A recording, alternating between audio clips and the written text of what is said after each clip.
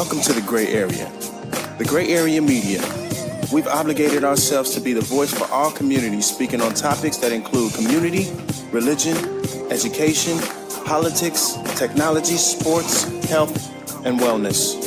The Gray Area Media is a platform created by longtime friends for the sole purpose of providing our communities with the ability to voice current, past, and modern-day issues. The Gray Area, in its naming significance, solely speaks to the area in which people shy away from speaking because of media-based constraints or contractual-based obligations. Well, I'm here to tell you, we don't do that here. So please, stay tuned in. We're going to go live in a few minutes. Don't forget, please add us as a friend on Facebook so that you can follow our live feed. And not only that, please add us on Twitter and Instagram at The Gray Area Media. Please visit our website at www.thegrayareamedialive.com. Thank you.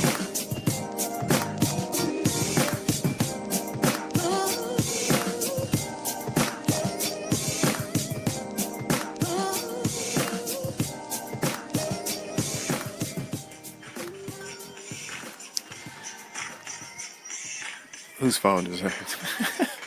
Hello, viewers. This is The Gray Area, and we are live right now. Thank you guys for tuning in with us. Today, we are speaking on fatherhood, and whose phone is that? That's you got something to volume down. Yeah. Big bro. Sorry about that. Oh, he's good, man. It's all good. You're good, man. Hey, you guys, thanks for tuning in today. This is The Gray Area. This is your boy, Ray E. This your boy P. Wills. I'm on the other P. side. Wills P. Wills is on the other side today, y'all. We're going to see another side of P. Wills in regards to fathers today. We have some special guests as well. Steve Benedict has been on the show before. How you doing, What's up, Steve? brother? How you doing? Good to have you back, man. He was on a holistic mentoring, but man of many hats, wears many hats, you know, so we're Big going bro to in see the you on a building. lot of different segments. And then we have a newcomer, Lacey. Well, she's been here too. Lacey's been, Yeah. Been to visit. She's been Yeah. here to visit. Visit, that's right. Right, Yeah. right. Not participate. First time participating. That's right. First time participating. Yes. Welcome, Lacey. Thank you. And you're going to insist, in She's going to moderate everything. moderating the thing, you know. Maybe we should bring everyone up to speed on what's going on right now. Yeah, so absolutely. Thanks, Steve. We want to talk about fatherhood today. The absence of fathers is an epidemic in this country, and it's not so much that when we say absent, we don't mean you split and break up and then the father moves out. We're meaning when that scenario happens, the father is nowhere to be found afterwards, because there's a lot of situations where people break up and the fathers remain responsible and stay in kids' lives. So that's a difference between absent fathers absent in the home. When we say fathers are absent in the home, we're just speaking on fathers who just leave for whatever reason and don't ever come back and leave an empty spot for kids. So today we were supposed to have P. Will's father, O.B. Williams, to talk with P. Wills, Patrick Williams, about being absent in the home. And unfortunately, O.B. Williams was not able to make it today so that we can have this discussion. So we're going to remain transparent and, talking with P. Wills, and maybe we can get to some healing and mending on his part in regards to his father being out of the home, most of his life, and just in and out. So, P. Wills, What's up, man? let's start from the beginning. You grew up in a single parent home. We both did. We all, all of us probably experienced that at some point. Fatherless home. Grew up just you and mom's. Can you go from the beginning and just kind of talk about the struggles, that you felt and dealt with growing up in a single parent home, and then we're gonna move from there. Okay. Well, my mother had me when I was 17 years old. At the time, my father didn't claim me. He didn't believe that I was his. So there was a 3-bedroom house. It was me, my mother, my grandparents, a few of my uncles, my aunt and her kids. So there was about 10 or 11 of us in one house. Right. Very, very, very, very small house. And my grandfather literally took care of pretty much everybody. Wow. My mother had to drop out. She went to Arlington, so she had to drop out, and she went back and got her GED. Okay. So fast forward, I mean, she's doing very good for herself. She has a career with the post office, so she's been there, so she's good. Right. But growing up, just seeing, my cousins, and my mother, just really do, like she tried to do her best. But there was something in me that just, I just wanted my dad there. Never, Right. but he was in prison too. So, Right. I think it really didn't like really start to hit, until I really was in like first grade. Okay. Just being teased for, people making fun of my stuttering or, my big nose and saying things, just about like my clothes, things like that. Yeah. So I wanted that father there so I can talk to him, but he wasn't there. So, but my mother did the best that she could, and I would say my grandfather played a huge role, man. And I had a couple of uncles that try to play that role, but as a kid, man, you still go through things, and you want to talk, to your father, just about just certain things, man. I would rarely see the neighborhood that I grew up in. There were a lot of like single parent homes where it was Right. either Absolutely. one kid or 5 kids and one mother, and there wasn't Or a father there. grandparents. Right. Yeah, but my best friend, who was killed when I was 16, his father was there. So I would see how his father would, do things with him and, interact with him. And I would just ask him questions like, man, so how does your father do this? And how does your father, do that? But it was really, really hard to see him and his father. I would get jealous and heartbroken. Right. But so just, I mean, just mainly growing up, man, and, not having him there, like, it really, really hurt. Yeah. Do you feel like, I mean, and a viewer said that, black fathers are doing so much better though. Yes, today. I agree with that. Absolutely. But there's a lot of people now that are great fathers because their fathers weren't good fathers. So obviously we're doing better today, but the wounds and the mending and the healing is still in the process. So that's what we're trying to get to today, because we still have grown adults who are dealing with this internally. With fathers who are still absent, but around here. So let's talk about that. And today, obviously, with your dad being here, that would have been a different perspective, because we would have got to hear from his mouth what those experiences were like. And to his credit, there's a side to every story. Me coming from a single parent home, I also found out that there were two different sides to the stories of my father's perspective and my mother's perspective. And I credit both of them for dealing with it the way they could, because they were young, 19 years old, 2, 3 kids, and dad trying to play ball, mom's trying to figure it out. She wants marriage, he wants a career. So that's all the reason why you shouldn't have kids at a young age, because you haven't lived yet. But then when you have them, you have to. You should be responsible. Exactly. I agree with that. So, but coming from a perspective of understanding that there's two sides to it, we really hope that OB could be here today to give us his side, Yeah. But, we'll get that later. So let's talk about, man, you said that you still feel that and you still hurt about some things today. What are some of those things that you feel like have affected you because of his absence? Well, I'm a father now. I have 2 beautiful boys, man. Just that overall blueprint. There's certain things that I'm still trying to figure out. And believe it or not, I mean, I've talked to you about certain things, and just to get his perspective, and not just him, but you and just, anyone that is a father and and they have kids, I would just talk to them, about certain things. And I might not even ask them a question, but I would just listen to what they're saying in regards to their kids. And I'll try to incorporate that into how I'll deal with my kids. So that's the biggest thing. And, and I've had a conversation with, my mother and my uncle, just like, not having that blueprint there. There's certain things that I want to go to him and say, hey, when I was 5 or 6, how did you handle this when I was that old? But I can't do that because he wasn't there. So it's like, no kingdom was given to me. I'm building my own, but I'm humble enough to know that I still struggle with things, and that, in order for me to get over certain things, I need to be open and repair myself, and then build that kingdom, and then my sons can hopefully keep breaking that cycle.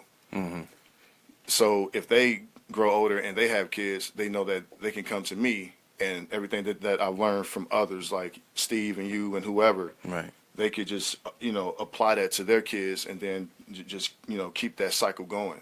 Right. Well, some will say today though that, man, forget your father. He wasn't there. Yeah. Just move on. And I think that's not a good scenario It's not.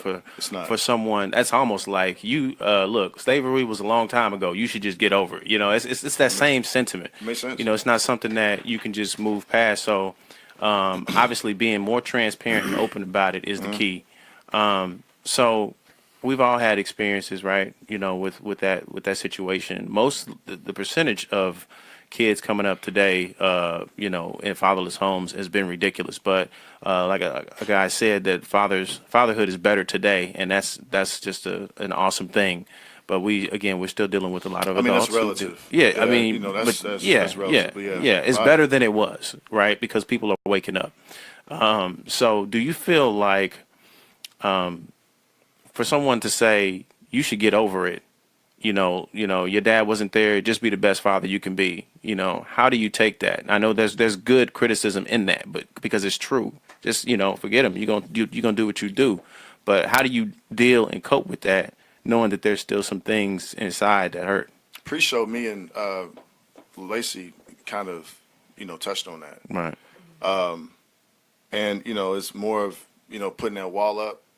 People just don't want to see you hurt. So they say, hey, man, just look, you are not your father, you won't do the same things that he did. So, just let him go and just focus on the father that you need to be.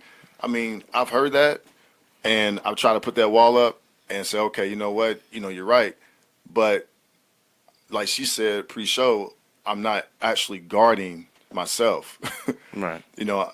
I'm actually making it worse, because I'm not facing it. Like, I'm not getting that information from him to heal those wounds. Well, what do you need? Like, what do you need? I just need closure. I mean, Closure. I personally, man, like, I think the biggest thing that I think would really help me is to figure out why he wasn't there. Like, figure out what was his mindset. Right. Having not only me, but other kids, and just wasn't there. Right. I'm curious about a word you just used. Is it closure? Is it truly closure that you need? Because a lot of times I think what we fail to connect with is if there's a part of us that was missing in that situation. Right. Because at the end of the day, that is your father. Right. He gave you a part of himself. Right. And so I think a lot of times what happens is when we feel like, especially as men, that, I'm big enough, I'm strong enough to get over this. Right. Probably, I don't know what dialogue you guys had, but Right.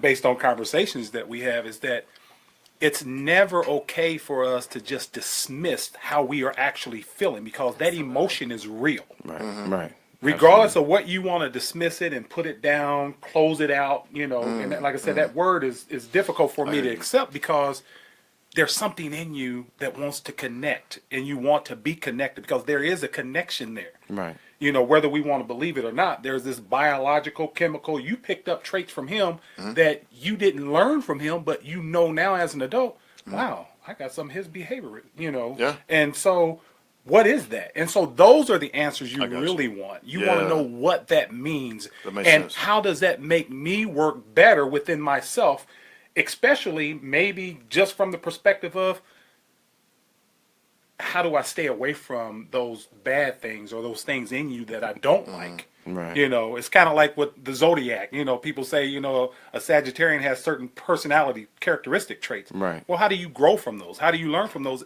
unless you're taking that lesson and understanding it and someone's teaching that to you? Right. And so Right. that's what we want from our parents. For sure. And some of our peers and other people in our lives that influence us. We Right. want those influences and we want understanding from them. If and that's good, great. That's man, that's great. Thanks for chiming in on that. This is for you too. Do you feel like a parent? Some people didn't have an option, right? Their father died or whatever before they could, resolve it or get closure. So that's an even deeper wound that they have to deal with. But for those fathers who are still here, around, maybe connect with you every now and then, should they be more accountable and aware? And once they know that they have a kid that they can connect with, should they do more, or should they continue living their lives like you exist, but more, it's more like a friend, right? Well, You there's know? going to be impact. Right. What we're not really dealing with is the emotional impact. You spoke earlier when he asked you what bothers you the most. You talked about a practical impact of not being able to know how to, raise your own kids because you didn't get an example of what a father looked like. And so that's the practical impact. That's What on we the were talking surface. about, yes, that's on the surface. What we were talking about earlier is the emotional impact. And we've got to go beneath that surface because those undealt with emotions and that pain, what happens is that will transfer to that next generation. And that's what we've got to be mindful Right. of. If we're not dealing with that, then we're still passing it on, whether we Right. think we are or not. Good point. Transfer like how? Like, what do you mean by that? Behaviors. Behaviors is Like what we resentment. It's what we Resentment talked would be a about good one. earlier. Yeah, You were that's true. saying that you put up walls. Right? Yeah. And if we're afraid of being hurt because we haven't learned how to navigate through the emotions, and so we're putting a wall up, our children are going to experience that wall. It's hard to be selective about who we're putting a wall up for. Yeah. Right. If our heart is closed, our heart's closed. It's not like we're going, let's open it, close it, open it. So that's something that we have to understand.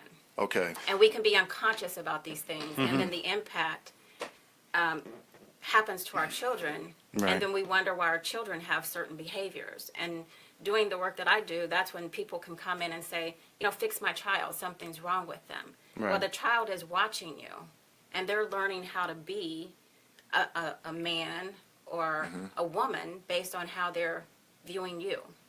Right. And I want to really touch on this because we talked pre-show, and it's, not on the surface but internally. These are things that I struggle with. I get to a certain point in any relationship, and I don't go over that line because I'm afraid of getting hurt or Right. or being disappointed. Right. That has really, affected my temperament with people. A lot of the times I'm laughing or, smiling. Covering up pain. Exactly. And I'm not afraid to say that. Because, I may have days where, I'm just, thinking about certain things and, I try to cover them up with, laughter or I'll stay secluded, and just won't deal with people. But just by talking to Lacey, it just makes so much sense because I know that a lot of that stems from him not being there, because of there's two important people in anyone's life. That's your mother and your father, okay, and that's just what I think. So by me just really looking in the mirror and really just trying to dissect my issues, by your father not being there, there's a lot that a person is not gaining. So like you said, like I do, want that connection, but at the same time, I don't want to force it. So it's like I'm in the middle, you know, but also within that, I don't want to be pissed off at him. Right. If that makes sense. Right. One of our viewers asked, what kind of relationship did your grandfather have with your father, with his father, father have with his grandfather? And see, that is an interesting question. Just based on what I've gathered from my grandfather, who is no longer here, my dad was his first son. Okay. So there was like a disconnect. The older that my father, was, they had a total of 7 kids. So my father was the oldest boy, and then he has 4 brothers. So just based on what I know, like my dad was, in the streets. So he was hustling, doing certain things, and my grandfather tried to prevent that, but my grandmother would not allow him to be that father. Like, she protected her boys. Oh, okay. So that caused a disconnect between my grandfather and my grandmother, to where, my grandfather had his bottle every day Right. and was drunk by noon. He was done. And this seems to be an issue happening even today. Not as much, but a lot of people dealt with that, where kids are growing up in a home with a mom, dad's out doing whatever, and the mom is more in control of everything, handling business, handling bills, handling school, handling medical, doing things that moms do. And then dad comes in, he tries to take control of it, but mom has such a handle on it that what she says goes.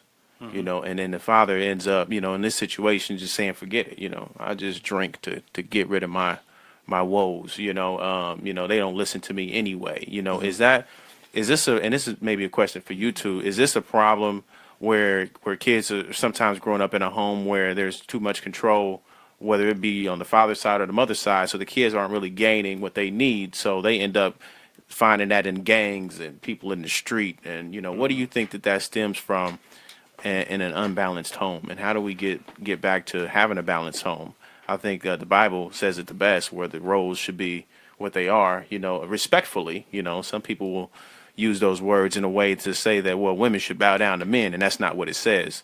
So it really stems from just the ignorance of not understanding what submissive is, and what your role as a woman is, and what your role as a man is. So these people get in these relationships and they don't work, and then the kids suffer the most from it. So what do you guys think That stems from? Yeah. Well, so I think you said a lot of things. So Okay. whether we're talking about submissive or not being submissive, when you have a child, you have a responsibility Absolutely. to communicate with one another Right.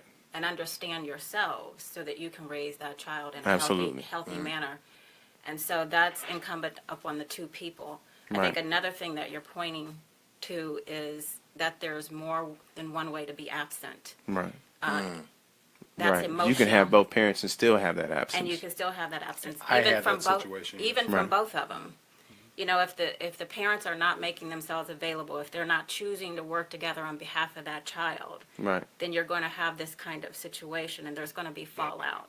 Right. And so I think that we have to take this very seriously, and we have to take the accountability. Right. And I see too often people think that relationships are just supposed to happen. Either they work or they don't. Right. And we're not working at them. Right. And there's a skill in this too. And even if they don't work, you still have a responsibility, like you Yes. said, to make sure that kid is okay. Yes. All feelings aside. But some people just can't put those feelings aside. They're hurt because they invested so much time in this person, and it's like, that's not the that's over. So Right. now it's time to focus on what the kid is. You said that you kind of dealt with that Yeah, I growing grew up. up in a two-family household. My parents were married for 47 plus years, but my father was an alcoholic. And he was emotionally disconnected most of the time. The only time I heard him talk was when he was drunk. Oh. Wow. But going back to one of your points, as far as the relationship Sure. with the parents For sure. and with the child and how the parents interact with one another.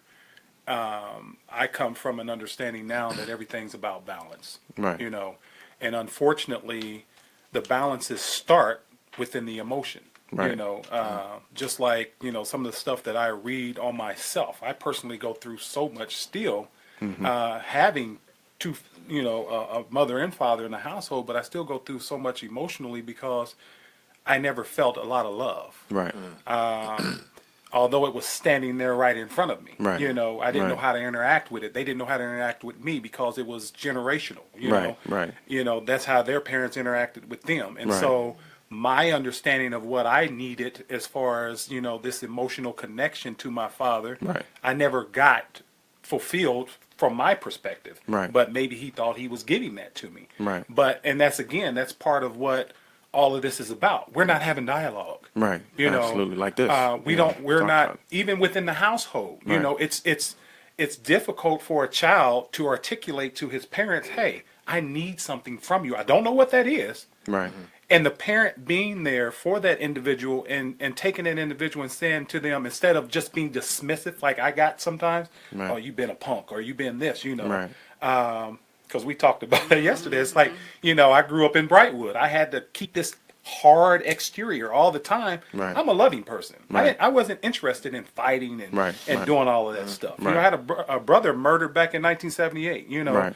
But, you know, again, that's something that we don't have dialogue about, and that person is afraid to say how they really feel because they're afraid of being pushed out or Or being being talked made about weak. or pushed back or Yeah. made weak or Mhm. whatever that may be. Right. And at the same time, I was still feeling something. Right. It was real to me. Right. You know, it shouldn't be just dismissed. Right. And so that's a lot of times what happens. And that's even what we're talking about as far as the husband or the boyfriend or whatever who is the father of that woman's child coming in and feeling like he wants to express himself a certain way Right. in that situation, and Right. the woman, like you say, feeling like she has a hold Right. on the Push back, situation. you know. But that's She's been again, doing it for a long time, so she gotta doesn't figure know it out. how to open up again. Right. And so this is the problem. She Right. doesn't know how to say to him, you know what, I really want to trust you, Right. but I've been hurt Right. by men. Right. I've been hurt by a father. Right. And so I don't think that you are capable of being a father to my Right. child. Right. Not just having that simple dialogue and him saying, Right. you know what, we both just need to work through this the best way we can. Right. And then Right. now that situation comes together and there's a bonding, there's a balance in that. Right. And we're going to make mistakes. But when we make mistakes, let's be accountable to one another. We don't have to yell and fight and argue about that. Let's just talk about it Right. and see what makes sense Right. and work through this. Remove but the again, pride. that's it right there. That's the word. Remove the pride. Yeah. Yeah. And I can say from working with couples and people, it's easier said than done. You know, a lot of us have not been taught how to navigate our pain, For sure. not how to express our emotions in a healthy and clear way Right. so that they could be heard. So when we do, it comes out toxic and there's impact. From working with couples, one of the things I discovered myself that I didn't realize that if men don't feel like they can get it right, they'll stop trying. And that's what you're pointing to Right. in terms of going to get the Right. bottle as Right. opposed to figuring out how to have the Right. conversation. Or seeking that somewhere else. Yeah. You know. So this is all a matter of educating ourselves on these things so Right. that we know what's happening to us and we can do differently. Right. And all the more while, like you said, that dialogue is so important within the home, especially when kids are involved. We have to put aside our differences, especially whether you've gotten with another person or whether you are still in a home with the person that you begin with. We have to start having open dialogue and be open to mending and healing, because what we don't realize is that our movies were different from the other person's movie. So this person may have grown up and said that my father, all the men in my family, they did all the oil changes and all the work and changed all the tires and all that, and his family, his mother did everything. So now you put these two together, and he like, well, she's should like, be well, doing why that. you ain't doing this? And he be like, well, why you ain't doing this? Now you have a situation where someone is challenging you, your whole life. because your whole life was slightly different instead of teaching. So we got to get to a point where we teaching each other as opposed to saying, well, in my experience, we did this, and she's like, well, in my experience, we did it this way. So you ain't the one for me, and it's like, nobody is perfect. You know what I'm saying? You're not going to find a perfect situation. And I think that a lot of men, like Lacey, you touched on this, when some men don't get that, where they feel like they can do it, they just shut down, they just close up and like, oh, I ain't got time for all that, so it's important for, people to have that open dialogue and try and figure it out, before, someone shuts down, and women do it too. Women are shut down. I don't feel like I can't help design this house. You pick everything in the house. I don't even feel like I live here because I can't pick nothing. It's just one of those things, so we got to learn how to compromise. Yeah, and be each other's helpmate. Yeah. We were talking about something earlier that you could probably touch on, and it had to do, you used an analogy about perfection or being perfect already, but I don't remember. well, it had something to do with kind of the dialogue now. Right. It's like the ideology of most people, right? We all sit in this space where we think we got life figured out. Right. Based on our experience in life. You know where I was going now? Yes. And so the problem is none of us want to be wrong. And we'll die with that ideal that I had everything figured out. Right. But knowing somewhere deep down inside of us that we really didn't. Right. And if we can come into a situation as pure Right. as we believe instinctively to know, and that innate feeling in us that knows that there's no such thing. Right. I'm going to make mistakes. Right.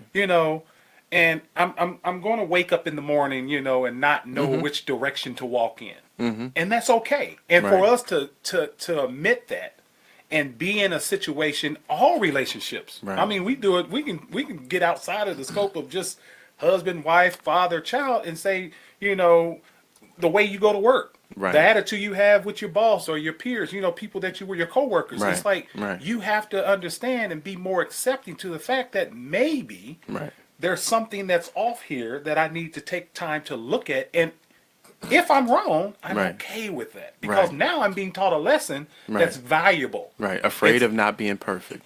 Afraid of not being perfect. You can be right or you can be in relationships. Right.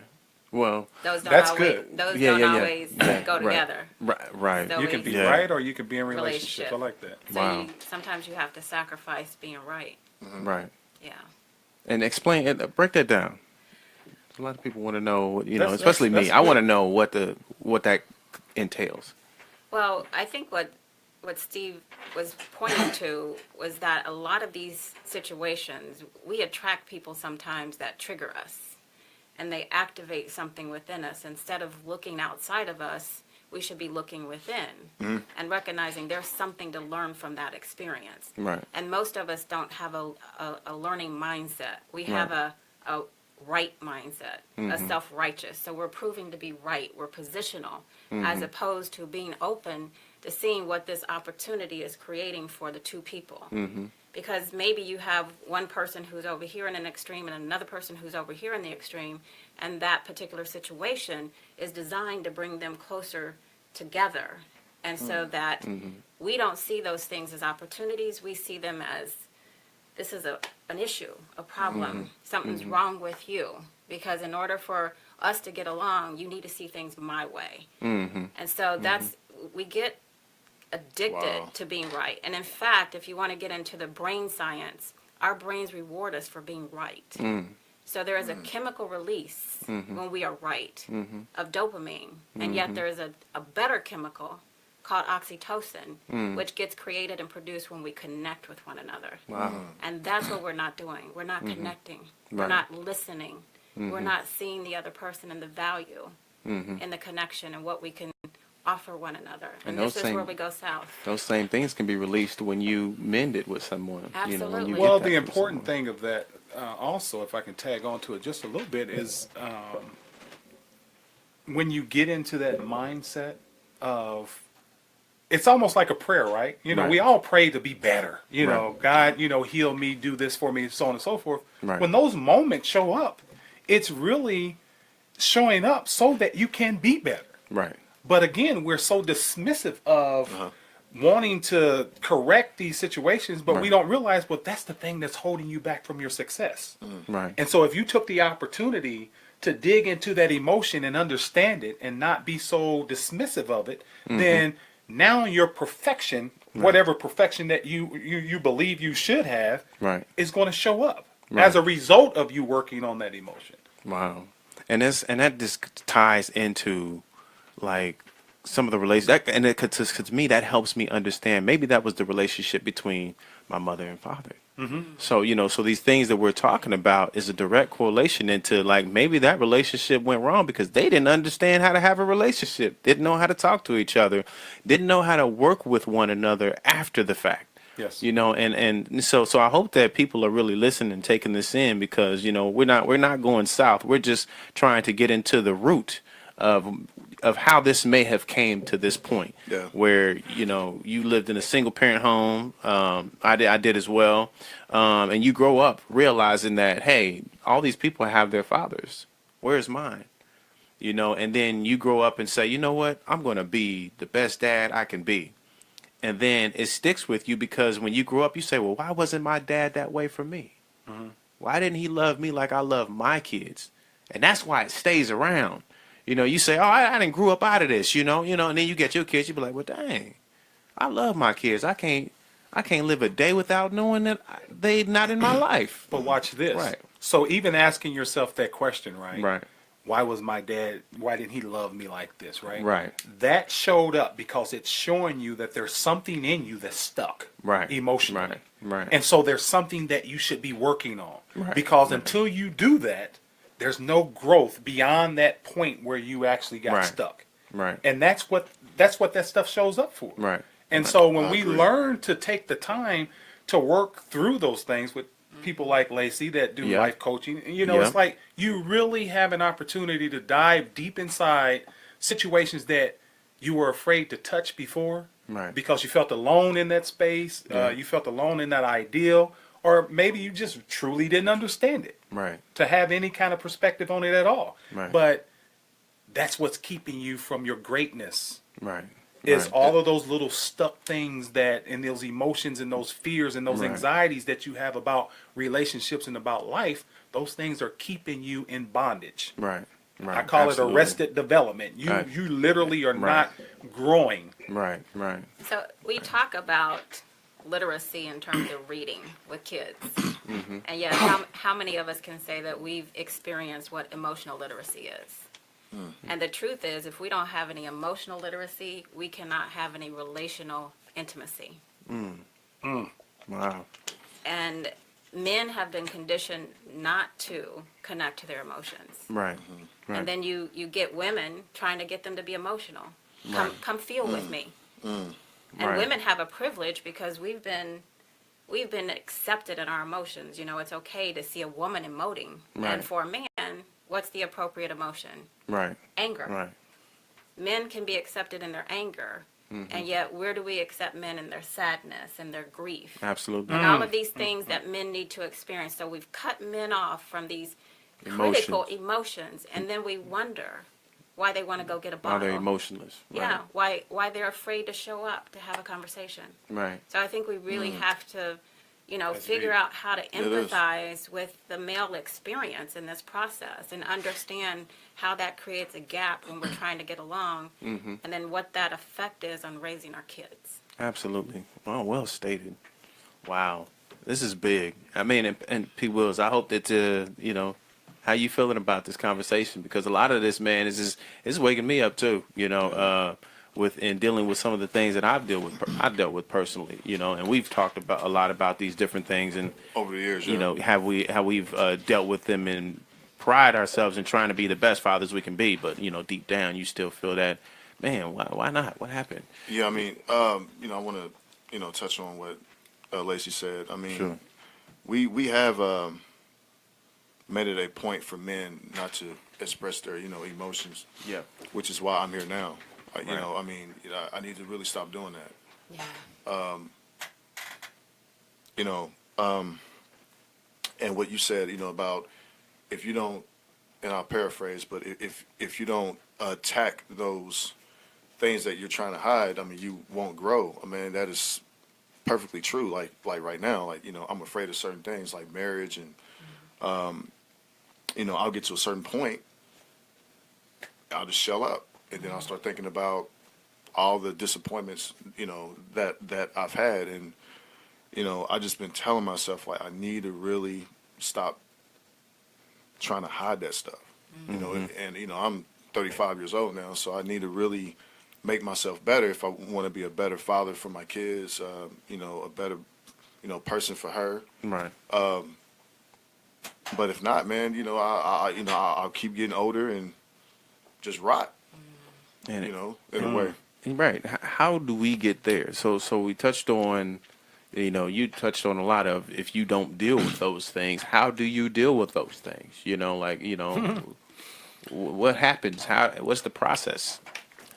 I'll give you a few examples real quick. It's just, first, it's awareness. Okay. You have to be aware that you're stuck, Okay. you know.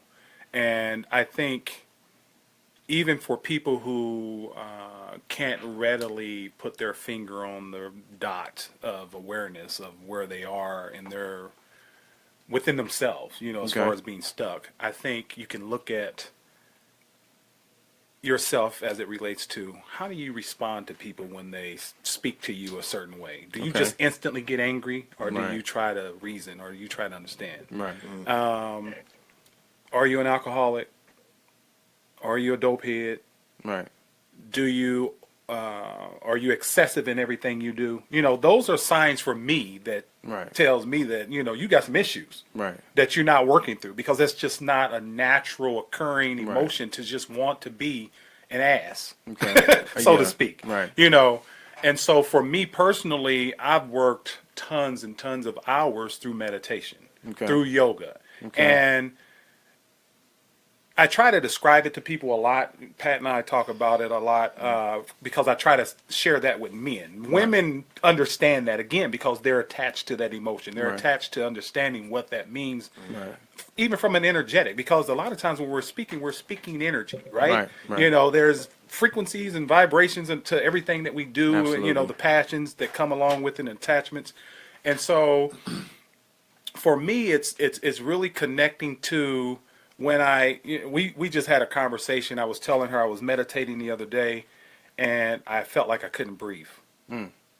Literally, I just couldn't breathe, you know, and it scared me. You know, I got anxious, and you know, and I've dealt with anxiety in my life, and so Okay. I don't know if that's part of it, but one of the things that I associated that experience with was when I was probably 2 or 3 years old.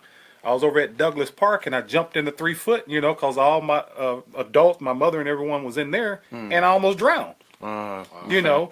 And so I got this emotion from Resurface. 3 years old, Right. but it's not even that it didn't, that necessarily that it resurfaced. It's always there, because okay. I've always had situations to where I feel claustrophobic, or I can't breathe. Okay. You know, when I get into a tight spot, or when I get into a difficult situation, Right. that's the memory recall that I have associated with that moment that I had many years ago. Right. And so how does that play in other aspects of my life when I'm dealing with moments where I feel like I'm drowning? Because I can be in a relationship and feel like I'm drowning. I can associate that distress with that experience, and now I'm going to try to run from it. Right. Because I want to survive. I want to breathe. And so that's what happens especially, and I know that for me, you know, I've been in relationships where I felt like I couldn't breathe.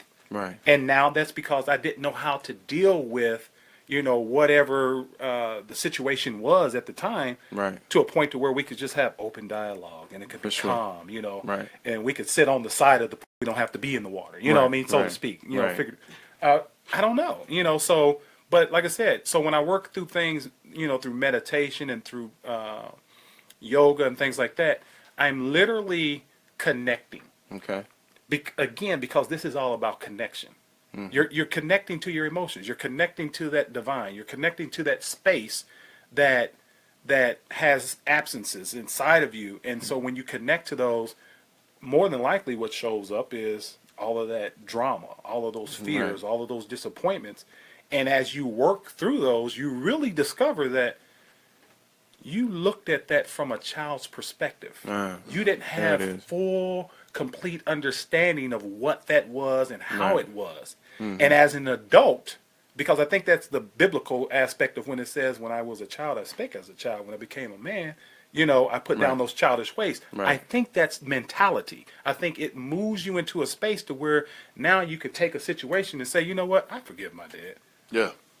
He was taught wrong. I was taught wrong, and then when you start working through that, that forgiveness is much easier now, because now you're reconciling within yourself an understanding as a man versus as a child who was in a vulnerable space that needed whatever he needed at that time, but you don't necessarily need it that way anymore. You need to move through that. But do you think that's do you think that a person could rationalize a situation like that, but still they're not dealing with what they need to deal with? Like, they're just trying to twist it to make themselves feel, like keeping it buried. Yes. Yeah. There's no bypass here. She's beat me upside the head with that poop. I'm like, so I want to add something here, because the meditation and the yoga, it is a great approach to being able to sit and be present with your emotions. And we have to be careful not to use anything as a bypass, because we still have to figure out a way to be relational. And that's sitting someplace by ourselves. And it's different once we start engaging with other people. So in order to really get through this process, when I'm working with clients, I think forgiveness should come out of the process.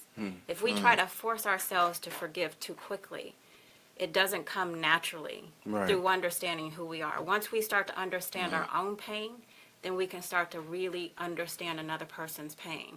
So too often we bypass our own and think, okay, I should just forgive my father. I should just forgive the other person. In doing that, we invalidate our own experience. When we really haven't forgiven them. Exactly. We really haven't. Our feelings are real. The why is a lie. So the feeling that you're having about your father has always been real. Why he's not there, a lot of times what we make up is we're not good enough. We did something wrong. If we could only do it better. If I can keep myself protected, like you said, I'm going to shut myself off and down so I can protect myself. That's no way of life for the person that's chosen to try to reconcile something that was so unfortunate in that way. So what we have to do is validate the self. And when we can validate the self and the self's experience and the self's feelings, then we can move forward in an authentic and loving way and be compassionate. Yeah, and that's, I mean, I totally agree, because, and like what I was telling Lacey pre-show, when I had my oldest, it hit me. I said, wow, I'm a father, I have a son. And I remember having a conversation with my dad and said, look, I forgive you. But if that were the case, why am I here right now? Which gets to what you're saying. I forced it, it wasn't like a genuine thing. Not saying I did anything wrong, or I really didn't mean what I said to him, but I need to work on myself. So I try to hide those emotions that needed to be healed, and they, still aren't. Is it safe to say, and I'll call upon you to chime in on this, is it safe to say that it isn't required for his father to give him closure, because he could still be disappointed with that conversation and not get the answer? So is it something or you guys are saying that you really have to self-heal first before you can accept the truth? So it doesn't matter what he says or what the truth is, you won't be hurt by it because you've already moved on. Well, think about that in relationships that you've experienced. Here you are telling, let's say, an ex-girlfriend, I'm sorry. Okay. But she ain't trying to hear nothing you say. Right. Because she hasn't accepted what happened yet. Right. she hasn't accepted the experience that and the feeling that she went through Right. in that situation. And so she doesn't have to accept your forgiveness. Right. But what you need to do is you need to create space, and I don't know if that's where you were going with that, but you need to Right. create space to where that healing can happen. Right. A lot of times we want people to accept what I'm saying to you right now. Right. This is important to me to know that you forgive me, and that's not the case. Right. So let me say this: for today, like wanting your father to show up, one of the things that we'll do if things don't play out the way that we would like for them to play out, we start making ourselves wrong. Okay. Wrong for having the feeling and the need. Mm-hmm. And there's nothing wrong with that. Right. It's recognizing that having it is not the problem. Having it with that particular person is what sets us up. Knowing that that person may not have the capacity to be there for us. Right. Right? So it's learning and understanding that. And I think at a certain point, it would be ideal if we could all have these healing conversations with the people that have hurt us. And I think it's important for us to learn how to parent ourselves. That's what I think is, when you asked earlier, how can I be with a feeling? I can learn to be present to my own feeling and sit with myself in the same way in which if there was an adult sitting here, they would do the same with me if they knew how to do it in a healthy way. That's how we start to move on. And that's how we can start to make wise choices about when we are letting ourselves, be vulnerable in situations.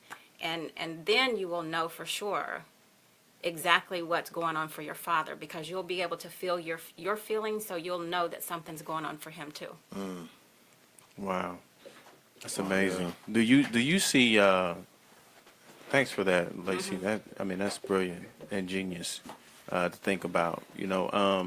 Pat, do you see some of the things that you internalize that you felt hurt from your father reincarnate itself when you're disciplining your kids or when you're talking to your spouse? Or do you see yourself being what you didn't want to be? Great question. Or doing things that aren't normal for you, but they come out, and do you associate that? I'm sorry, do you associate that with your father not being there? Well, with her, just going through things in the past with her, being hurt by her, the part of being guarded and hurt, we at times, we would argue. Things would come out that I'm like, wow, I cannot believe that I said that. I thought I would never say that. Right. But I know that stems from being, having him being absent. Right. And just being hurt, period. But so, which gets to, with me and relationships with people, I would get to that certain point. If you hurt me or do certain things to me, I'm like, okay, well, I expected that, anyway. So, and it's hard for me to just move past certain stuff. But we've gotten better because I started to recognize things within myself that I needed to work on. Right. But as far as my son, certain things that he would do would, irritate me. Okay. And I'll yell at times like, hey, man, but then I'll step back and realize, you know what, man, he's only 6 years old. He's a kid. He's not an adult. So he really doesn't really know what he's doing. He still runs through the house naked. Right. So I do that still. TMI. I'm like, is there something wrong with that? TMI. But he's a kid, man. So he's free. He's innocent. But it's something again that I had to sit back and recognize. Man, Pat, you are dealing with a lot internally, and there's certain things that you need clarity, not closure, but clarity. That's a what good I need. word. I like that. Right. Clarity on, so then that'll help me move forward. Right. But I've gotten better in ways, but just, I just want to be the best person that I know that I'm meant to be. and just embrace all the blessings that I have, because I have a tough time. People say, "Hey man, you guys, got the gray area going, or you got a nice career, and you're doing this and that," and I'm just like, it basically, man, just runs off of me. Like, I don't embrace it. Or if people give me a gift, I have a hard time taking gifts, man, from people. It's not like I'm buttery or happy, and I'm just like, okay, thank you. And people think, Do you feel like there's always an agenda for that? Is that why it rolls off you? Like you feel like somebody's giving you something to take something from you? you know what? I don't think of it like that. I just think of it more of like, why am I worthy of this? You know what I'm saying? Like, that's the feeling that I get. Okay. Like, why, like, this person took the time out to give me this? Why? That word worthiness is something else, buddy. Well, I think it's a great time to introduce this whole emotion of shame. Okay. Because a lot of times when a father has left a child or a mother, we're feeling shame. We're feeling not good enough. And we, again, don't know how to deal with those feelings. And shame is a deadly emotion. Like, all of us should understand how to become more shame resilient, because on the other side of shame is everything that we want, the things that you're talking about. That's where the connection is. And it requires us to be vulnerable to our own pain in order to navigate through that shame. And vulnerability has been taught, especially in our communities, as a weakness, when it really is a strength. Yep. Yeah. Right. Wow. Can you go a little deeper into shame? You and I have talked about shame before, but put it on the scale. It's at the bottom of the scale. Emotionally, there's nothing deeper than shame. And it's believing that inherently there's something wrong with us. Guilt is, I did something bad, I made a mistake. Shame is, I'm bad. And a lot of us don't want to look at that. I really admire your courage to even say that, because most of us are trying to cover it up with what we wear and our careers, and this is where you get into addictions and everything else. This is where we hide. And yet it's universal. So I think shame is a biggie. I think until we do shame work, we probably haven't really fully healed what is disturbing us. Because it's only there that you find out that the reason why your father left or didn't show up didn't have anything to do with your worthiness. Right. Right. Wow. Yeah. I mean, That's big. as a kid, I felt like that.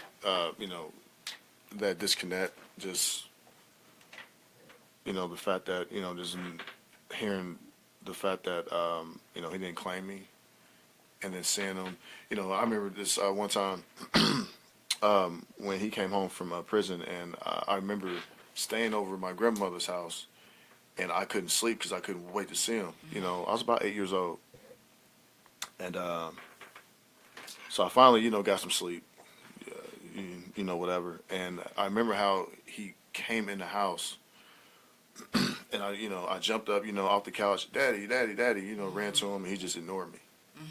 It was like, so I just felt like, wow, like I'm just,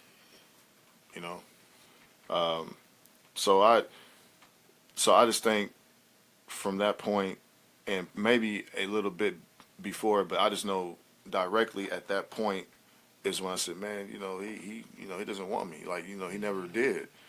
So I started to, like, shell up, and then now I'm 9 years old. Now I'm 10 years old. 11. Now I'm 14. Trying to. And there's layers that go on to that emotion. That initial emotion was hurt and disappointment. Then it becomes anger, and it keeps going and going. And a lot of times that's the issue. Yeah. We're dealing with relationships, and we don't even know why we're mad or upset, and we dare to admit that we're hurt by someone, especially as men. There's never a woman that ever hurt me. Right.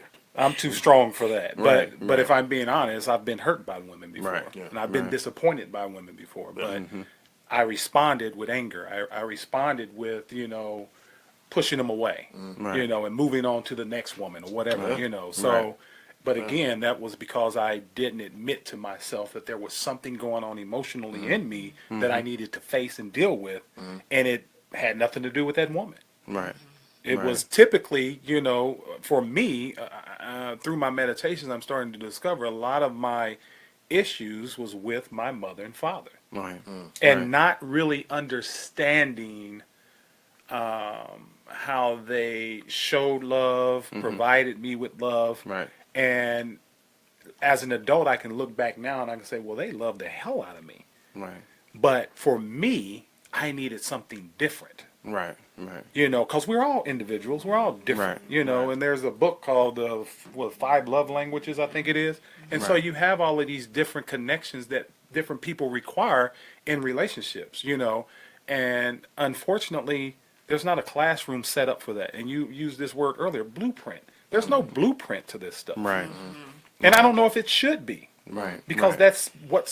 that's part of being organic and just and just Yeah. That's a good point. growing and moving into a space that just makes sense to you. That's a good point, and I was gonna touch on that because we talk about, and I always talk about this because I think that it's easier to get married than it is to get a divorce, and I feel like they got the whole process figured out when you get a divorce. You need to watch this video. You need to sit in this room for 3 hours. You need to do all these different things to make sure that this is what's going on and what's happened. But when you get married, it take a minute.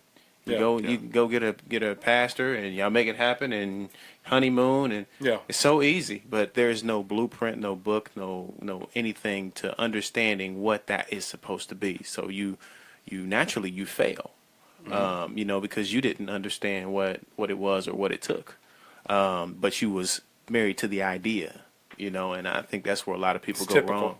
Yeah, yeah. So so when you said that, we're talking about the blueprint. I believe that when it comes to raising kids, that there definitely shouldn't be a blueprint, because now that's a social Construct to keep you right, constrained in right. certain You can almost ideologies. equate that to the country. Is forcing a certain kind of education on people. So all kids need something different.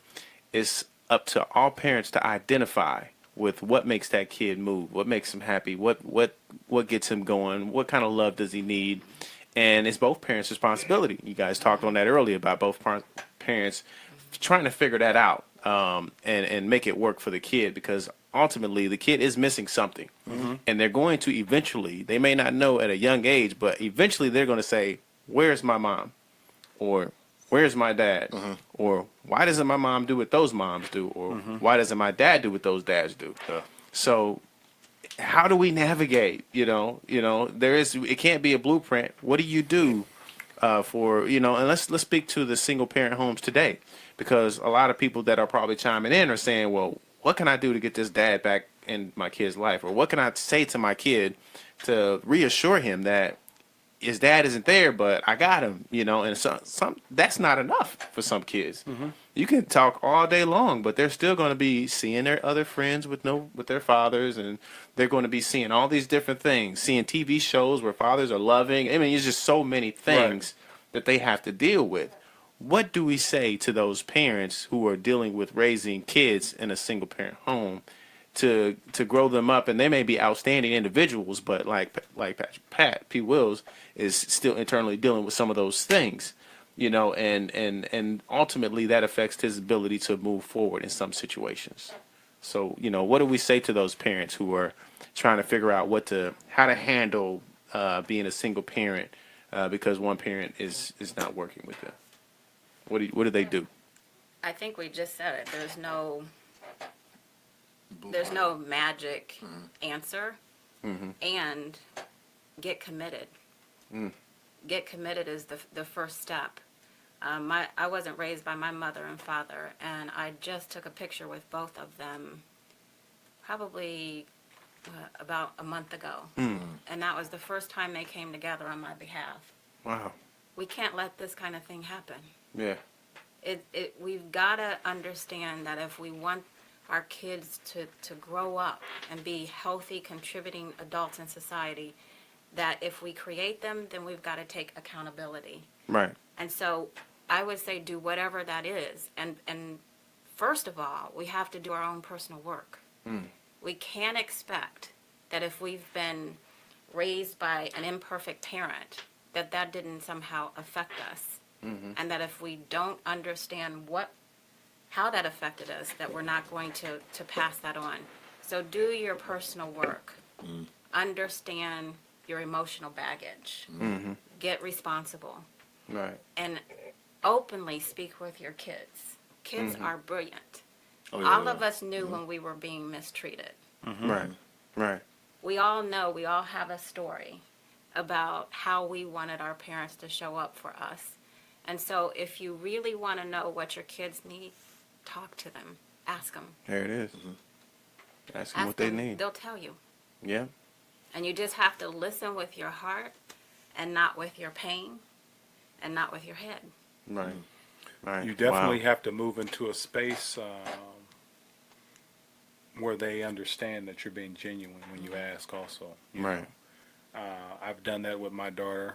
She's a beautiful young lady now, but I've always had an open dialogue with her, and I was always honest with her, regardless of whether she needed to hear what I had to say. But she, I wanted to be honest with her, and she tells me to this day, anything that I ever go through, I come to you and I talk to you about it, is because you've always been honest with me. You've always told me exactly what the real was, and that's being passed on. She tells me now, well, Dad, I do this because you showed me how to do this, know.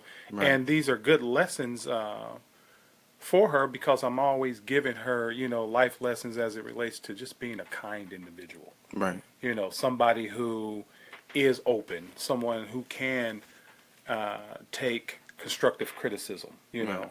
We talked earlier, but there is that destructive criticism, but there is constructive criticism. Right. Yeah. So I don't know. Again, for me, I look at a lot of the stuff that I talk to people about, and I come from a space of balance. Okay. Just try to find balance. Right. When you're not on, or when there's an imbalance in the relationship with you, your kids, your husband, your wife, whomever, there's an imbalance, like I said, because a lot of times you are getting all of these different emotions that bring you out of character, Right.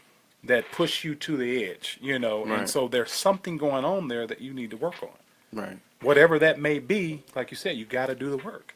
Right. Yeah. So I want to bring up one more point about Okay. going back to shame. Shame, in order to survive it, requires three things: silence, secrecy, and judgment. Okay.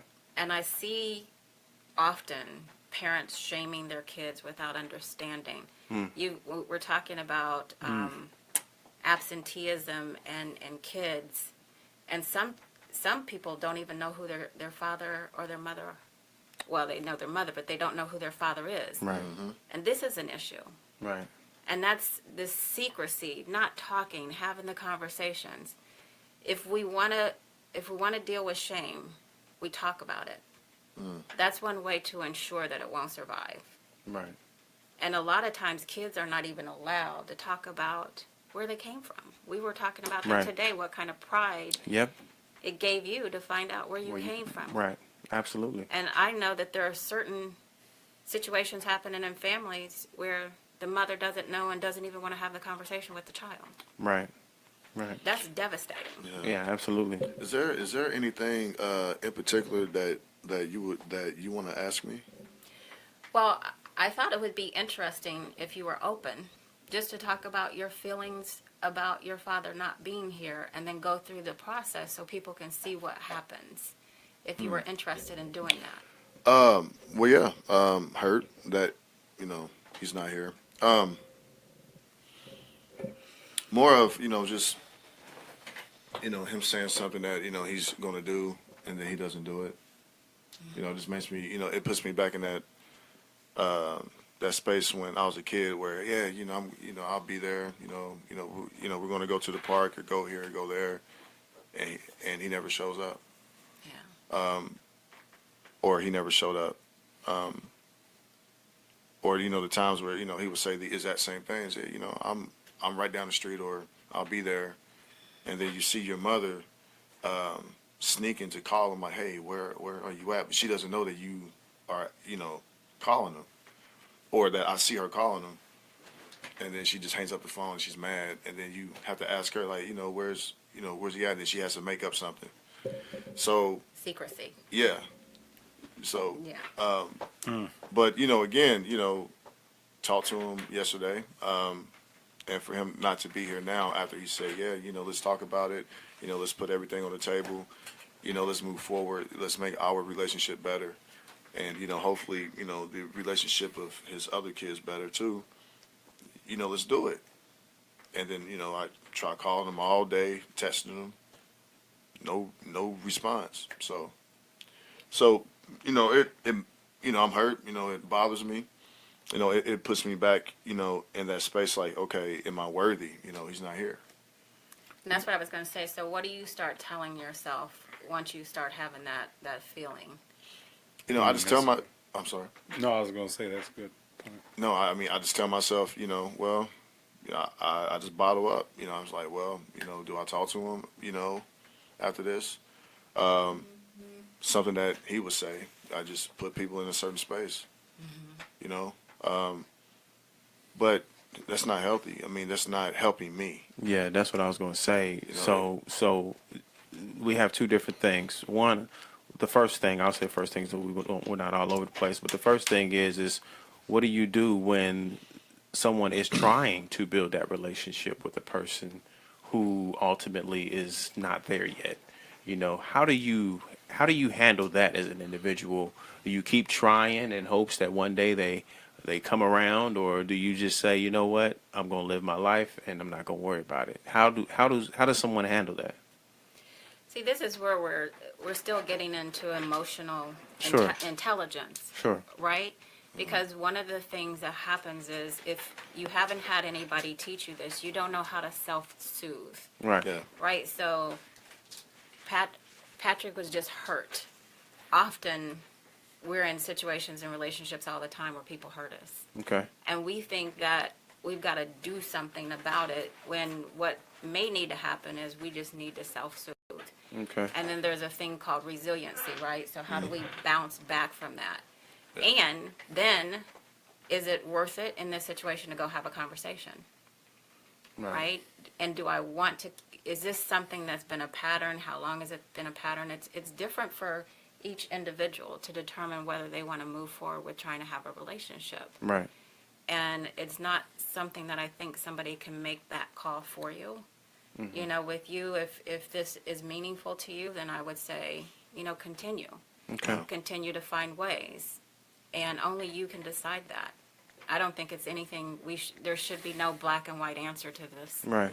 Right. And the second thing that I wanted to get you guys' opinion on was there's fathers and mothers out there who just don't know how to approach those kids they haven't seen in years. What do you say to those parents who are trying to figure out how to ease back in, or maybe they feel ashamed, shamed again that they weren't there and didn't do what they were supposed to do, so ultimately they don't understand how to get back in. How do they do that? I'm sure there's going to be some mothers and fathers watching who have been in this situation and they just don't know how to close the gap. This kid, you haven't been there, so naturally they're just like, when you gonna leave again? I mean, you've been going my whole life, so they're facing that thing. How do they interact with those kids again, get back in their life? You do it very persistently. Okay. Wow. And you approach it. You approach it knowing that you're going to deal with a lot of emotions, in that situation. Right. Like you said, shame and those things are going to come up within that individual. But then you also have to understand that you're going to deal with a ton of emotions from the child or person that you're trying to mend this relationship with. Right. And so you have to be okay.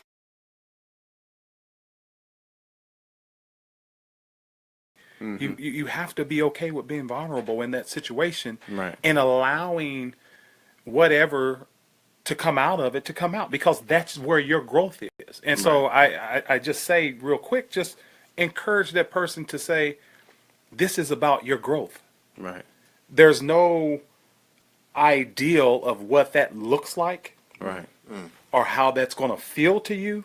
But just know that you have to go on that journey. You have to take that first step, because if you don't, then you're always going to feel stuck in that same emotion that you've been feeling for the last umpteen years, whatever that may be, and how it's making you feel and how you feel suffering. And you used the word a second ago, bottled up. Right. You're going to feel bottled up. And so the only way to escape that bottle is to take the top off of it and put yourself in front of whatever it is that you're trying to hide from. Yeah. Right.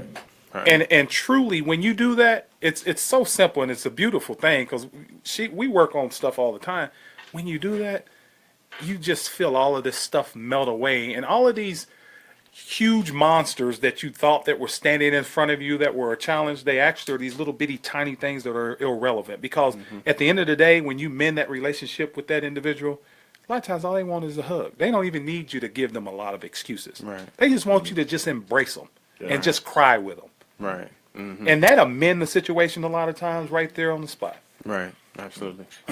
I would say one recommendation, because piggybacking off of what Stephen said, start with the raw, simple truth. Right. Right. I'm sorry. Right. I hurt you. Right. Please forgive me. Right. You know, I care about us having a relationship. I don't know how we're going to get there. Right. Let's discover it together. I think because of our fear and our inner conflict, we make this so much bigger than what it needs to be. And I find when I'm working with people that we then tend to say too much. And that starts to get people triggered and activated.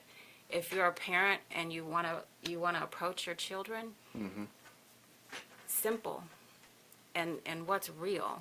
Right. Start there. Right. That's good stuff. That's very good stuff. Wow. This has been definitely incredible, man. And I hope that parents who have been away for a while are listening in today, and I also hope that those dealing with the same thing that P. Wills was dealing with, find a way to heal based on the information that was gathered here and given was just ultimate. I'm healing as I'm listening to these things because they're all important. When you look at what you do for your children, and you wonder why parents don't love their children the same way. It just bothers you. So many things happening around us in this world where parents are killing kids, or kids are being, things are happening with them. You're just like, what's going on? What is wrong with parents today? And you can only, look at what's in front of you. And that's how I cope with what I have in front of me, what I'm able to do with what is in front of me, and just focus on making sure that they have the things that they need. It's no longer about me. And I deal with those things in the way I do, but, I look at my life and I love it because everybody else is happy. You know what I'm saying? There's still things that I feel like I deal with internally, but I don't do those things in a way that, will force me to do anything out of character. I just, I just pray. I get in the shower and let the water hit me, and I just pray. And that is really my meditation for getting rid of those things that attack me from the outside, and I feel whole again, and I'm able to remain humble and go out into the world and be me and do this and meet all kinds of different people and just continue to open myself up to the world in a way that I can give, and not take as much. So, man, I hope that, we've had many conversations, and I really hope that, you can move past this thing. Because I've heard more than anybody, about your father in these situations, and I've met him, a few times, and he's actually a stand-up guy, so hopefully if he's battling, with trying to figure out how to approach you after all these years, I hope that he takes the advice of Steve and Lacey Jacobs, and for what it's worth, and gets in contact with you, and you guys sit down and hash this out, and we can do that on air. So if he's willing to come in and do that, of anybody out there that's willing to, or wants to figure out how to mend, a situation, relationship between a mother, father, kid, parent, whatever, get a hold of us. This is what this platform is for, and you may not be the only one dealing with that. So hopefully, you guys can reach out and we can all do this together. So, we're on a tight schedule today. And I hate to cut it short, but we talked about a lot of different things. P. Wills, do you have anything that you want to say to your father, or any questions that you have for Steve or Lacey, still in your journey to mend this? Well, I mean, I'll say this. Dad, if you're watching, I'm pretty sure you probably, watch this. I mean, we can talk, man. We need to talk. I just think whatever you tell me will actually heal a lot of wounds, and I'll continue to grow to be the best man that I can be. So I just I need that dialogue, man, from you. So hopefully we'll have it. Lacey, do you want to ask me anything else?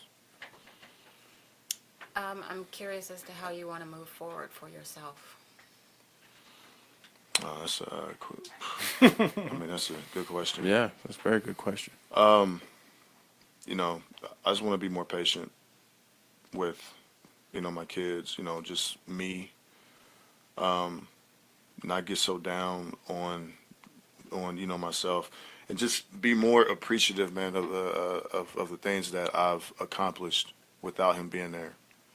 I mean, I have not done that at all. And I mean, there are things that I'm doing now and that I have done that I've actually sat back and said, damn, I did that. Wow. But at the time, it just wrote off of me, and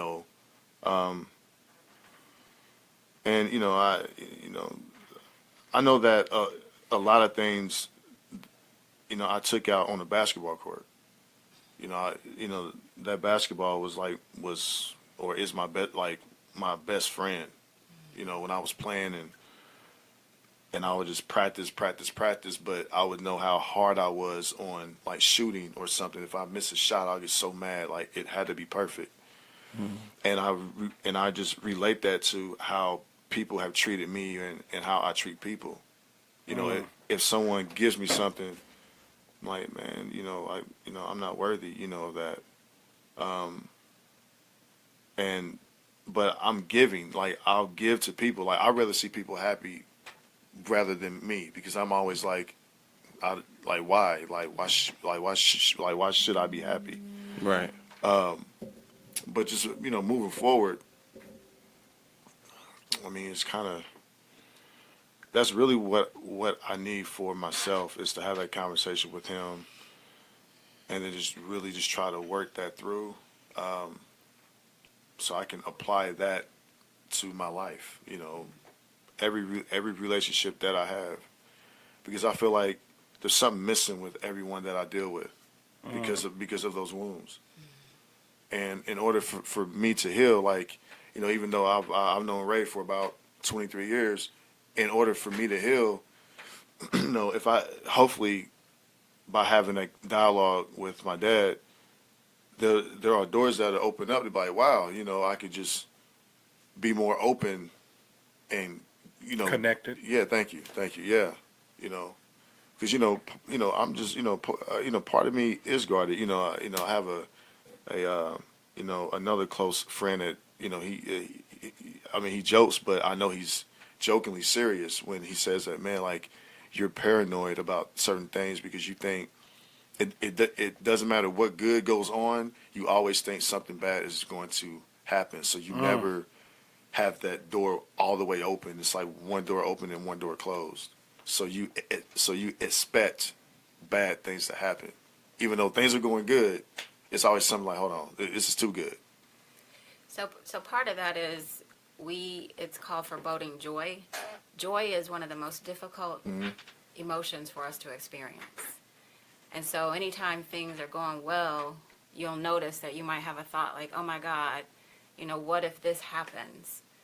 So again, this is learning how to navigate these emotions and understanding how you are preventing yourself from having these experiences now because you're continuously protecting yourself from something that happened a long time ago. And so recognizing that you are able to deal with it now because you're not the child that you were then. And I would say just continue to honor your own experience and you will see. You'll see that very clearly for yourself. Yeah, and thank y'all, man, for coming. Yeah. You know, Thanks for having us. yeah, I appreciate this and all the feedback and perspectives that y'all share. So it helps. I've learned a lot, and I'm just thankful. For sure. You're welcome. Yeah, I'm in the same seat as you, brother. And we've dealt with a lot of the same stuff, so I've received this as well. Like I said, he's we kind of one and the same. And all this is definitely about P. Wills today, but it's a lot of people out there like him, like me, that are still trying to figure that thing out. And this segment has helped tremendously. Do you guys have any closing remarks that you would like to say to P. Wills and to the viewers in regards to fatherhood? Because Father's Day is tomorrow, and we appreciate all the fathers that are out there that are good fathers. We know who they are. There's nothing to be said about what a good father is. If you have a good father, you know who he is. So represent fathers out there and continue being great. But is there anything that you guys have to say in regards to fatherhood to P. Wills in regards to his father and just this segment in general? Well, I would like to tell Pat I love him. Love you too, man. I think as men, a lot of times we're afraid to express ourselves, especially to our friends, and say we love them. And again, it goes back into all the stereotypes and things, stigmas of, don't be soft, don't show too much emotion. Right. I would like to tell the men out there, learn how to truly speak from your heart. Right. We feel a lot. I know some very passionate men, but I can also see that they're protecting that emotion, just learn how to speak from your heart. Learn how to be expressive about your emotions, especially to your wife or your girlfriends. I realized that I made a lot of mistakes in relationships as it relates to not being able to truly tell a woman how I felt. Right. From whatever perspective that I was coming, I just didn't do it because I was afraid of being exposed. Okay. So just, and especially, be more expressive to your kids, let them know, hey, you know what, daddy's hurting today. Right. Daddy's got some issues. Daddy's been beat up by the world, and all I need is a hug. Right. I think when we start doing that, again, we start healing. I deal a lot with energy and with when it comes to emotions, and so I see that energy when you start dealing and connecting with that emotion. You see this fluidity. You start seeing this flow again within you, and you start receiving as well as giving. Right.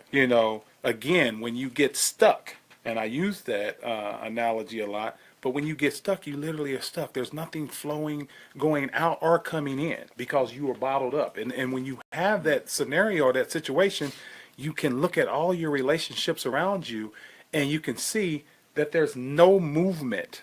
There's Right. no connection. There's nothing going on in those relationships. You feel bored. You feel depressed or whatever those emotions may be because you're stuck. You have to learn how to start emoting and start allowing those emotions to flow Right. and start connecting again. So I would tell men out there to connect, and I would tell women, hey, loosen up a little bit. Let us be sensitive, and let us show some vulnerability, and and don't use those words that I've heard from many women. You a punk or you this and that. Stop that. That's just nonsense because that's not the case. The human can't be human. Right. Right, exactly. We're all on individual journeys, and we're all just having this crazy, wonderful mad experience called life. Right. And nobody has an answer. You Right. know, nobody has the exact. If they tell you that, they're just lying, outright lying to you. Right. So I would say, you know, just start showing a little bit more love, a little more sensitivity. You know, allow yourself to be more expressive, especially when you feel that you need to be, instead of pushing that away and dismissing it as being silly or whatever, because that's not the case, because it's manifesting, it's coming up because it needs to be shown. Right. You know. And then lastly, I would just like to say happy Father's Day to all the fathers out there. Absolutely. Wish you guys a wonderful day tomorrow Yeah. and all year. You know, in that case, you know. Yeah. For sure. Absolutely. Thanks, Steve. Lacey. The first thing I want to say is I really admire your courage, Yep. Patrick, for choosing to break through the stereotypes, to break the cycles. I am really honored to be part of what platform you all have created here, Yep. to give voice to what needs to be spoken. Yep. And so I'm grateful for participating. And I would say to the women that we really have an opportunity to be more understanding. For sure. I know for myself, it's something that I've been looking at in my own life with my husband. For sure. And I think there's a lot to learn about how we show up in relationship with men and what we shut down and what we allow. And so I know that I'm committed to doing that, and I hope all the other women out there that are listening join me, because I think it's more complex than what we think it is. Right. I think often we think men are not willing, and I think you all are, and I think you want to get it right with us. And so I think that's going to help our children, too. And we Absolutely. can heal and mend the relationships that we have between each other. Absolutely. So that would be my message. Wow. And Thank happy you. Father's Day. Wow. Thank you. Thank you. Thanks. Thank That's big. And just thank you for acknowledging that in general, because that is a stigma, you know, that we don't understand each other, you know, but are we willing to understand each other, you know? So we have to come across the aisle and say that, you know what, this man is a human being, you know, he messes up, or this woman messes up, and we just need to give each other hugs, you know, and say, look, we're going to work it out. That's it. You know, we're going to figure it out. Nobody has the blueprint, the book. If you know, there's one book that you can refer to that gives you a lot of good information on how to weed through this life. You know, that's called the Bible. So pick it up. It's the only one book that you can get that won't send you on derail your life. So, but thanks to all the viewers for tuning in and just being a part of this special thing. You know, P. Wills, man, it's my brother. You know, and he been telling me he been wanting to do this for a long time, and I told him, man, look, when you ready, you let me know, and we gonna make it happen. You know, and it's not over, man. You know, this is not something that we gonna get off air and be like, oh man, it's over. You know, this is something that we're gonna continue to work on and continue to build, because it takes time. You know, unfortunately, it's not. We are all humans and we all have emotion, and we need to make that happen. You know, you and OB need to really sit down and hash things out, and I really feel like that will help you, you know, as a person, to be better. You know, you're already an outstanding dude. You know, humble. The dude calls everybody. I don't know not one person that don't know Pat in this city. Every time we go somewhere, he know at least 2-3 people in the room. You know, and that just shows you the kind of character that he has as an individual, and why I call him my brother. You know, so I mean, like Steve said, man, I love you. And too, you know, if you ain't got nobody that love you, you got these two guys right here. Yeah, right. You know, so just understand that, man. You know, continue to be open and talk about this. Thanks you for being transparent on here as well. You know, about you know life. That takes a lot. You know, I wasn't willing to do that yet. You know what I'm saying? But that makes me feel like, I mean, I got to open up too. You know, and this is what guys need to get to. Like Steve was saying, like Lacey's saying, you know, we got to get to a point where this is okay. It's okay to be, you know, what some people call weak, you know, to shell out and get past these emotions that are locked in. Otherwise they come out in different areas of our lives that you'd be like, why the hell would he do that? It's because of some stuff that was bottled up. Right. So we got to get past those things. So, man, just thank y'all for being a part of this. We're going to keep talking and having dialogue about this. Just I got continue. a request. Sure. For the viewers and people who watch the show after it goes off the air, if you could post some comments Absolutely. in regards to shows that you are interested in hearing Yes. more about emotion, more about character and personality traits. Yes. Lacey and I would like to start coming back and doing some absolutely. shows with you guys. And, Absolutely. And digging deeper because, like you said, that's exactly what is needed. Because a lot of Yes. people are dealing with concepts and feelings and misunderstandings, and they figure it don't out. know how to get there. Yeah. And maybe if we just start, like you said, have an open dialogue about that, we can Absolutely. get there. Absolutely. And I'm willing to come back, and I know Lacey is. This Yes. is what she Yeah, does. man. First of all, let me say this. I want to give some love and accolades to my Absolutely. friend, Yeah. sister friend, Lacey Jacobs. You guys look her up. She's a great life coach. She is one of the Outstanding. most sincere, in touch. Her intuition and her discernment is just impeccable as it relates to being able to sit down and talk to her and not really tell her how you feel, but she'll figure it out. I'm serious. For sure. She's really good at connecting with you on an emotional level, and she uses the word emotional intelligence, and she comes from that perspective with you to help you unlock some of the doors that you don't even know you're standing behind. Right. And so that's the beauty in her talent. Look her up. Weologist.com. Weologist.com. We all are just.com. We're going to put that in the comment section Okay. for y'all. Thank you, Steve. Yeah. You're Thank welcome. Absolutely.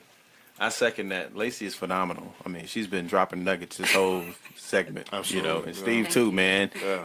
Y'all, Appreciate y'all, man, for coming, man. y'all are like psychiatrists right now. We're like, so what about this? So definitely got to bring y'all back, and definitely, like Steve said, man, if there's anything that y'all want to talk about in regards to emotional, anything that's trying to move past, distractions, all this stuff, man, is all stems from the root. And we talk about the chakra all the time, and a lot of the energies that it's deep. You know what I'm saying? And we haven't even hit the. Oh, we can hit go the much tip of the deeper. we haven't even hit the tip of the iceberg. So y'all tune in for that. That's coming soon. And just let us know, again, in the comment section, what kind of things y'all want to talk about, what are here, or just have dialogue about. This is what this is for. And it's important that we have a platform where we can entertain this dialogue. So we'll get with y'all next week. Next week we're talking about mental health Tuesday. That's gonna be a big show. We have Tasha coming in. I'm just gonna wait for y'all to get it. We got at least 3 people coming in, and they're speaking on mental. They're all in mental behaviors, roles for the job, and they see and hear so many different things, and we'll be able to help people just weed through what's going on. There's a lot of mental issues going out there with people, and we fail to identify them, especially black folks. A lot of us are dealing with mental things and PSD. We got so much going on, as a community. So be looking out for that next Tuesday, and we'll see you guys soon. Okay? Peace out.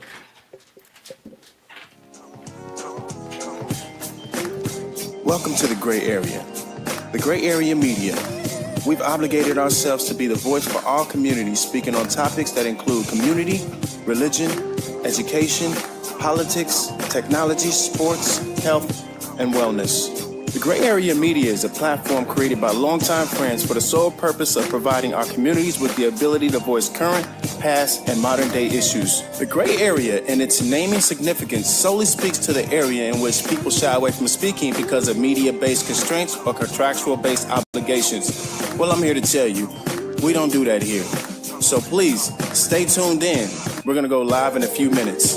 Don't forget, please add us as a friend on Facebook so that you can follow our live feed.